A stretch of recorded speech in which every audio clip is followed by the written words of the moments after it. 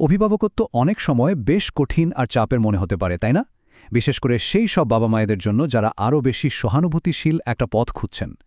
আজকে আমরা Hunter Clarke ফিল্ডসের রেইজিং গুড হিউম্যানস বইটির মূল ধারণাগুলো সহজ করে বোঝার চেষ্টা করব। চলুন শুরু করা যাক আর খুঁজে বের করা যাক কিভাবে চিৎকারকে সংযোগে রূপান্তরিত করা যায়। বাবা মা হিসেবে এমন মুহূর্ত কিন্তু আসেই যখন মনে হয় সবকিছু যেন নিয়ন্ত্রণের বাইরে চলে যাচ্ছে। এই যে একটা দিশেহারা অনুভূতি, এটা প্রায় সবারই অভিজ্ঞতা। আর এই বইটি ঠিক এই বাস্তব চাপটাকে স্বীকার করেই শুরু হয়। আর এখানেই কিন্তু পুরো চিন্তাভাবনাটাই বদলে যায়। চিৎকারের জন্য নিজেকে দোষী ভাবার বদলে এই কথাটা আমাদের দায়িত্ববোধের দিকে মনোযোগ দিতে বলে।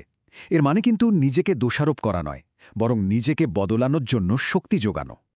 আচ্ছা, প্রথমেই আমাদের বুঝতে হবে যে আধুনিক অভিভাবকত্বের এই চাপগুলো আসলে আসে কোথা থেকে। চলুন একটু গভীরে গিয়ে দেখি সেই সাধারণ কারণগুলো যা আজকাল প্রায় সব বাবা মায়েরাই অনুভব করেন। এই কথাগুলোর কোনোটা কি পরিচিত লাগছে? মজার ব্যাপার কি জানেন? এই বাক্যগুলো আসলে বইটির বিভিন্ন অধ্যায়ের শিরোনাম থেকে নেওয়া। এটা থেকেই বোঝা যায় যে এই অনুভূতিগুলো কতটা সার্বজনীন। যদি কখনো এমনটা মনে হয়ে থাকে তবে জেনে রাখুন, অনেকেই ঠিক এভাবেই ভাবেন। এর পেছনে কিন্তু একটা সায়েন্টিফিক কারণও আছে। যখন আমরা প্রচণ্ড চাপে থাকি, আমাদের মস্তিষ্কের যে অংশটা যুক্ত দিয়ে ভাবে, মানে প্রিফ্রন্টাল কর্টেক্স, সেটা কিছুক্ষণের জন্য যেন অফলাইন হয়ে যায়। ব্যাপারটা অনেকটা এরকম যে জাহাজের ক্যাপ্টেন ঝড়ের সময় হাল ছেড়ে দিয়েছেন। ঠিক এই কারণেই আমরা যা করতে চাই না সেই কাজটাই করে ফেলি, যেমন ধরুন চিৎকার করা। তাহলে এর সমাধান কি? বইটির মূল ধারণাটাই হল সমাধান বাইরে নয়, বরং ভেতরে। সন্তানকে নিয়ন্ত্রণ করার চেষ্টা করার বদলে নিজেকে নিয়ন্ত্রণ করতে শেখাটাই আসল কাজ। চলুন দেখি এই ভেতরের যাত্রাটা কিভাবে শুরু করা যায়। আর এখানেই আসে মননশীলতার ধারণা। সহজ করে বললে এটা আর কিছুই না, শুধু কোনো রকম বিচার না করে দয়া আর কৌতূহল নিয়ে বর্তমান মুহূর্তের প্রতি সচেতন থাকা।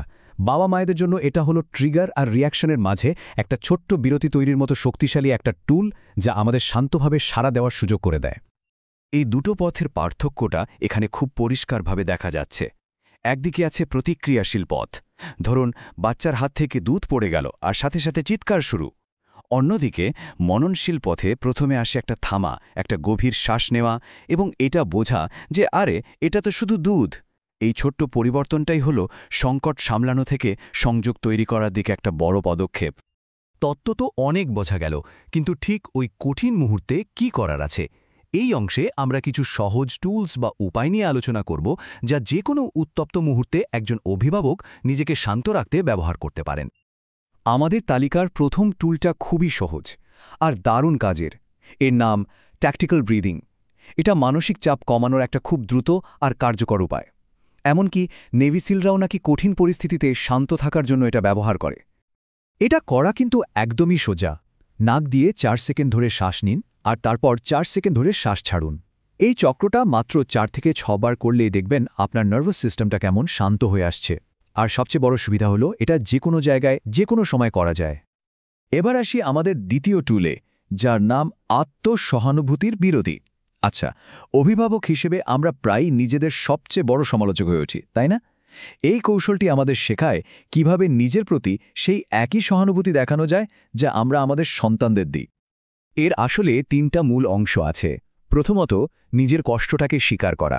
দ্বিতীয়ত, একজন প্রিয় বন্ধুর মতো নিজের প্রতি দয়া দেখানো। আর তৃতীয়ত, নিজেকে মনে করানো যে ভুল তো সবাই করে, এটাই মানুষ হওয়ার একটা অংশ। মূল কথা হলো নিজেকে বিচার না করে নিজেকে বোঝা। যখন একজন অভিভাবক ভেতর থেকে শান্ত হতে পারেন, তখন একটা অসাধারণ ব্যাপার ঘটে। সন্তানের সাথে তার সম্পর্কটাও ধীরে ধীরে বদলে যেতে শুরু করে। এই অংশে আমরা ঠিক এটাই দেখব, কিভাবে আত্মনিয়ন্ত্রণ সরাসরি একটা গভীর সংযোগ তৈরি করতে সাহায্য করে। এই কথাটা কিন্তু অভিভাবকত্বের একটা পুরনো ধারণাকে একেবারে নাড়িয়ে দেয়। আমরা প্রায়ই ভাবি শাস্তি দিলেই বুঝি বাচ্চারা শেখে।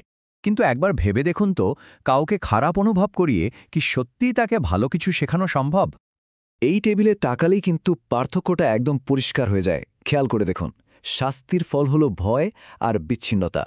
অন্যদিকে যখন আমাদের লক্ষ্য হয় শেখানো বা পথ দেখানো, তখন ফল হিসেবে আসে সহানুভূতি, সহযোগিতা এবং সবচেয়ে জরুরি সংযোগ। পার্থক্যটা কিন্তু বিশাল। আর এখানেই এমন একটা ধারণা আছে যা পুরো দৃষ্টিভঙ্গিটাই বদলে দিতে পারে। আমরা যেটাকে ডিসিপ্লিন বলি তার মূল অর্থ কিন্তু শাস্তি দেওয়া নয়। এই শব্দটি এসেছে ল্যাটিন শব্দ ডিসিপ্লিউস থেকে, যার মানে হল ছাত্র বা শিষ্য। তার মানে আসল ডিসিপ্লিন মানে হল শেখানো, ভয় দেখানো নয়। এটা বুঝতে পারাটাই কিন্তু পুরো প্যারেন্টিংয়ের দৃষ্টিভঙ্গি বদলে দেওয়ার জন্য যথেষ্ট। ভেতরের শান্তি তো জরুরি, কিন্তু বাড়ির পরিবেশটাও কি ততটাই জরুরি নয়? কারণ আমাদের চারপাশের পরিবেশ সরাসরি আমাদের সবার মানসিক অবস্থার উপর প্রভাব ফেলে। এই বইতে একটা শান্ত বাড়ির জন্য 3টা খুব সহজ কিন্তু কাজের টিপস দেওয়া আছে। প্রথমত, জিনিসপত্র, বিশেষ করে খেলনা, যতটা সম্ভব সহজ রাখা। দ্বিতীয়ত, খাওয়া বা ঘুমানোর মতো দৈনন্দিন কাজে একটা নির্দিষ্ট ছন্দ তৈরি করা। আর সবশেষে, বিশ্রাম আর পারিবারিক সংযোগের জন্য অবসর সময়কে গুরুত্ব দেওয়া, মানে অতিরিক্ত ব্যস্ত রুটিন এড়িয়ে চলা। আর সবশেষে আমাদের মনে রাখতে হবে যে নিখুঁত হওয়ার চাপটা মাথা থেকে ঝেড়ে ফেলা খুব জরুরি। এই যাত্রার লক্ষ্য নিখুঁত অভিভাবক বা নিখুঁত সন্তান তৈরি করা নয়, বরং চলার পথে সংযোগের যে সুন্দর মুহূর্তগুলো আসে সেগুলোকে খুঁজে নেওয়া এবং মন ভরে উপভোগ করা।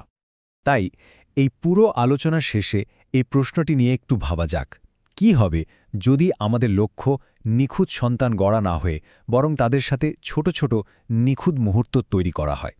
তাহলে অভিভাবকত্বের পুরো যাত্রাটাই হয়তো বদলে যাবে। আর এই সহজ দৃষ্টিভঙ্গির পরিবর্তনই হয়তো মননশীল অভিভাবকত্বের আসল ভিত্তি।